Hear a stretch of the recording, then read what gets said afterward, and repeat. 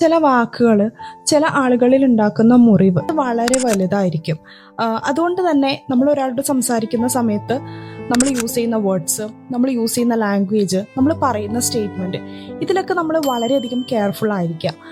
കാരണം ഓപ്പോസിറ്റ് നിൽക്കുന്ന ഒരാൾ അവർ ഗോ ത്രൂ ചെയ്യുന്ന സിറ്റുവേഷൻ എന്താണെന്നുള്ളത് നമുക്ക് ഒരു ഐഡിയ ഇല്ല.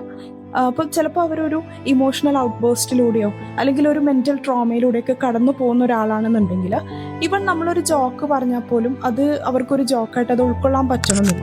ചിലപ്പോൾ അവരെ അത് വേദനിപ്പിക്കും. അത് അവരുടെ മനസ്സിൽ ഇങ്ങനെ കിടക്കും.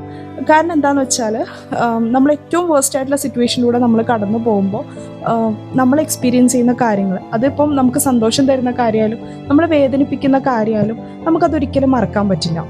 നമുക്ക് സന്തോഷവും സമാധാനം തരുന്ന ആൾക്കാർ, അവരോട് നമുക്കൊരു അറ്റാച്ച്മെന്റ് കൂടുതലും, അതുപോലെ തന്നെ നമ്മളെ വേദനിപ്പിക്കുന്ന ആൾക്കാരോട് നമുക്കൊരു ഡിസ്റ്റൻസ് ഒക്കെ വരാനുള്ള സാധ്യതയുണ്ട്.